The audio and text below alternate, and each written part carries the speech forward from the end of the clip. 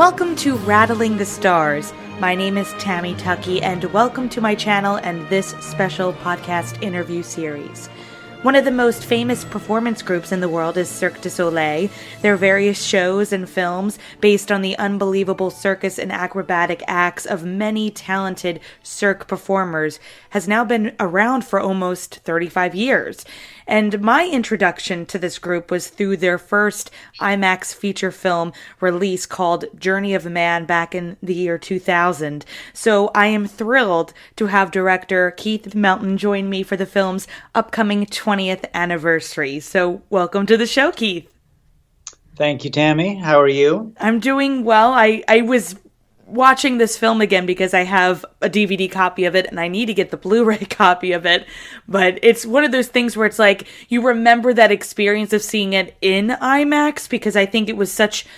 I don't think it was as notable back then as it is today. I guess any film can be an IMAX now, but this film in particular, I think, needs to be seen on the big screen in IMAX because of the beauty and structure that you put into it. So when you were hired to work on this project, was IMAX always the thing that they were aiming for to create the story for this film and to see it on the big IMAX screen?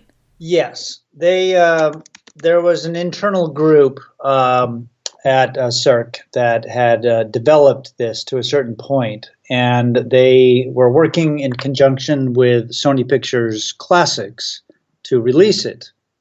And they were looking for a director, and I happened to be at the right place at the right time. I clicked with the then head of production, Peter Wag, met the people at Sony, and gave them my pitch as to what I would do, and much to my great happiness, they chose me. What a project to be a part of, but it seems like even though for like a 45 minute film, a lot of technicalities go into this. Just watching it again, I'm wondering how you got to piece this together, and overall it's a story about the journey of man from birth to past manhood. And so in your opinion, how do you think you guys were able to structure it so well, including the acts? Because apparently it seemed like there were a couple other Cirque shows that were incorporating various talented performers into this story and structuring it that way. So how was the breakdown of that, created? Well, so we had a basic structure for it from the very get-go, and we had a variety of acts that were available to us, and we developed the storyline around some of the acts that were available, such as the underwater or the synchronized swimmers from O, which the thing that was unique about this film, besides the fact that it was Cirque's first foray into an IMAX 3D large format movie, is that we took all of the performers out of the big top and into natural landscapes. So we broke the stage and put them into the real world, but tried to keep the magic, the theatrical magic of Cirque at the same time. So we basically traveled to various parts of the world with our movie circus, and then, of course, the talented Cirque performers on screen and the Cirque supporting staff behind the screen.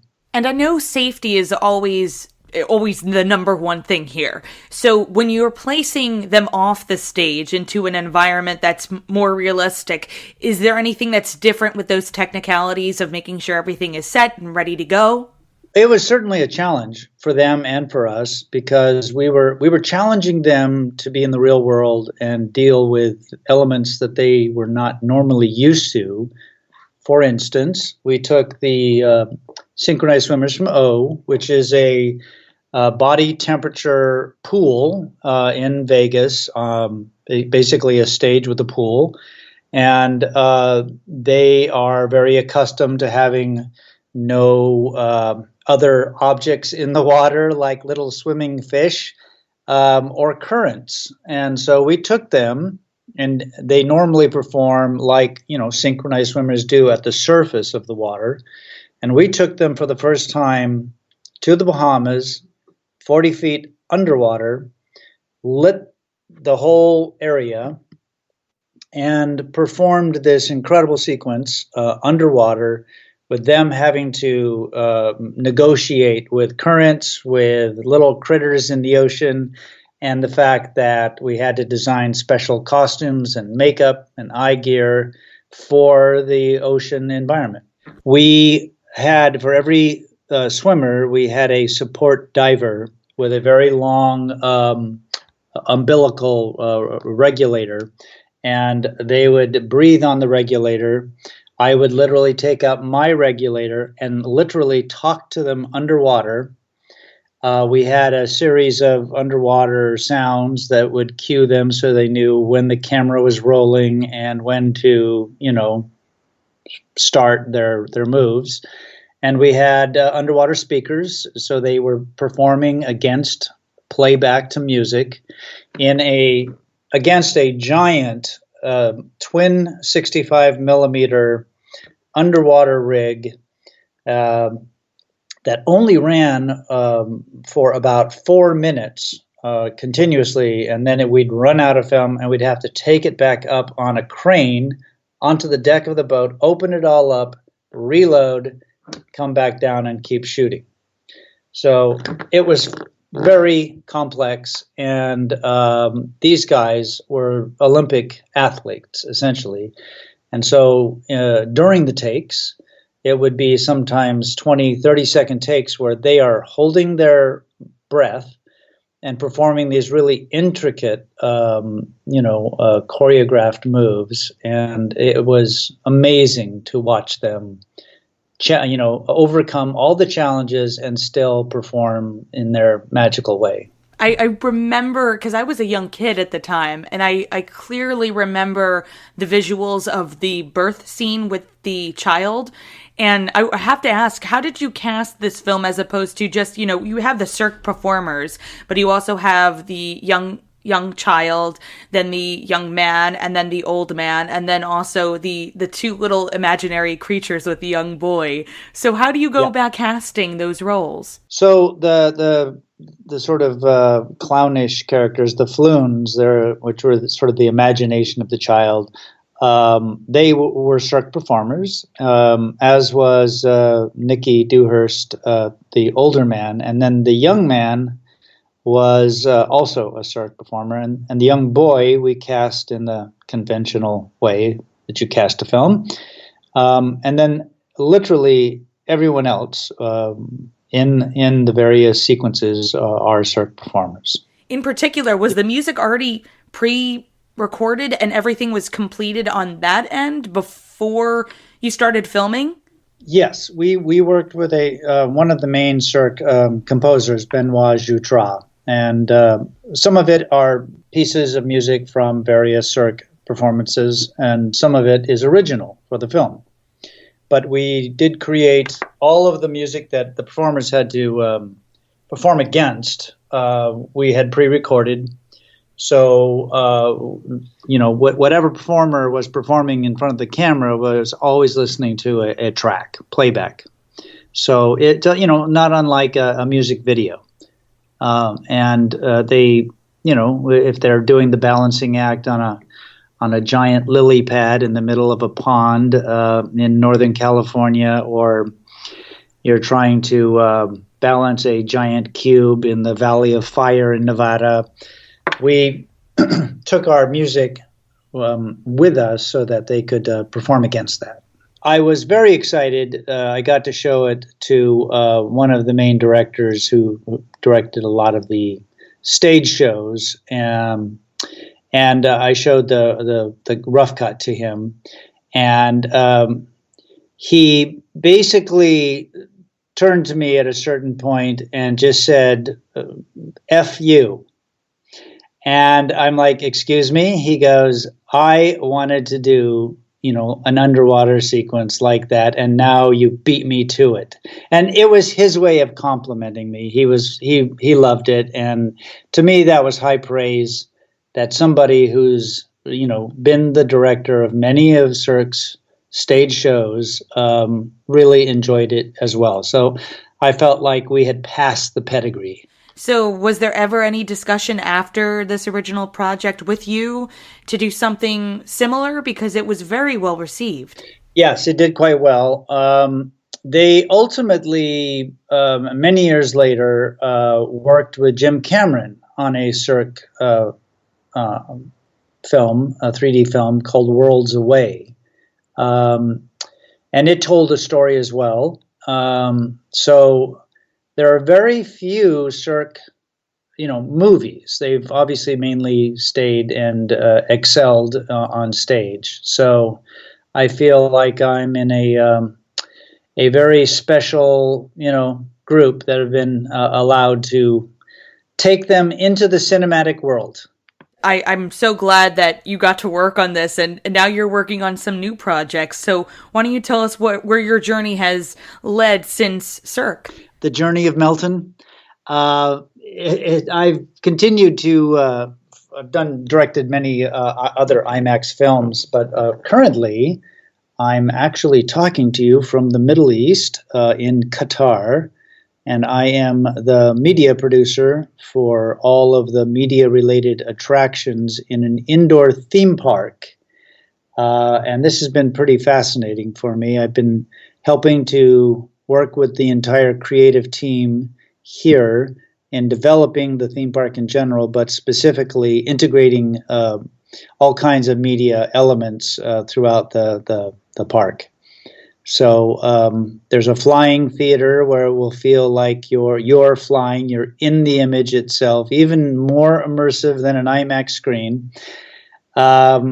We take a journey, a magical journey into a fantastic land in a simulator ride.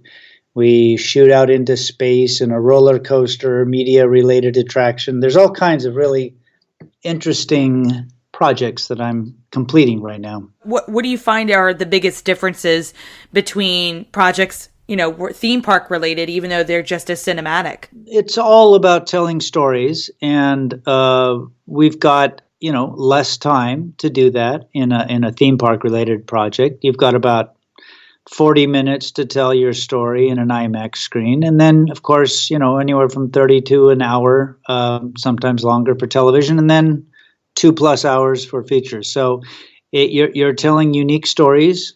In my case, with the special venue projects, the IMAX, the World Expo, and the theme park stuff, you are telling unique stories with unique technology, and I really enjoy that. And I am always being challenged with trying to use technology in a unique new way to tell really fun stories that excite you and hopefully capture your imagination and take you away to whatever world we're creating at the time. It's always so hard for me to try and show my projects to people because they're like, well, I'm sorry, that's should be on a 6-story tall screen in 3D.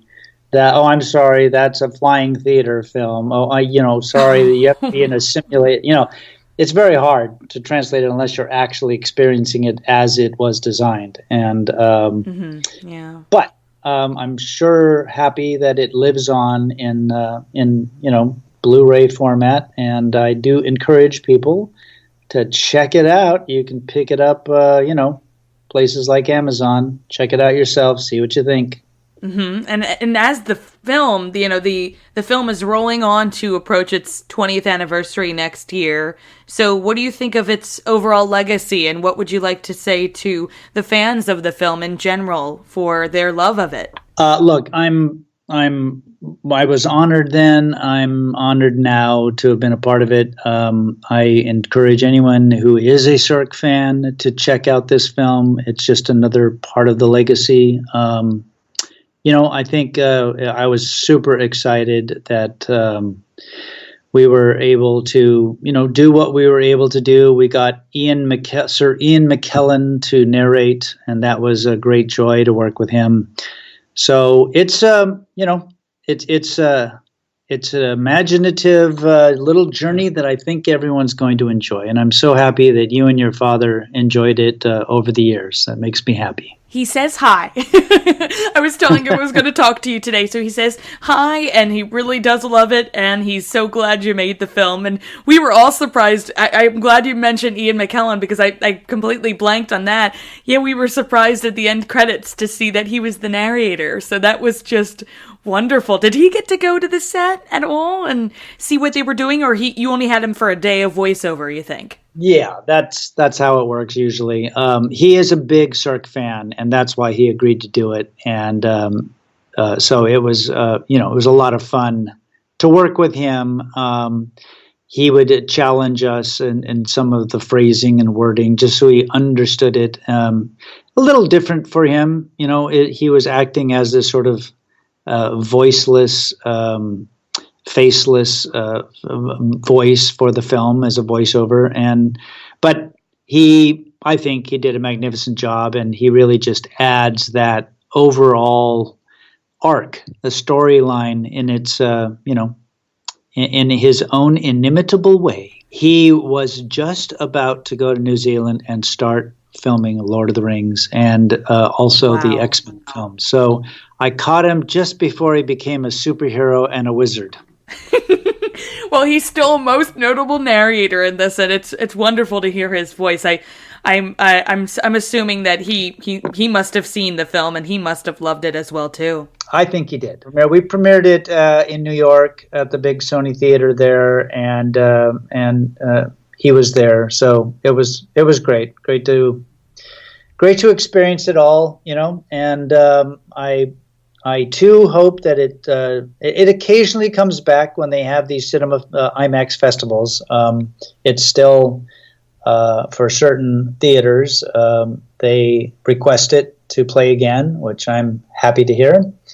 But really, the only way today, mainly these days, is to see it on DVD. In your opinion, if you could use one word to describe the overall experience of working on this project with the Cirque performers, what word would you use?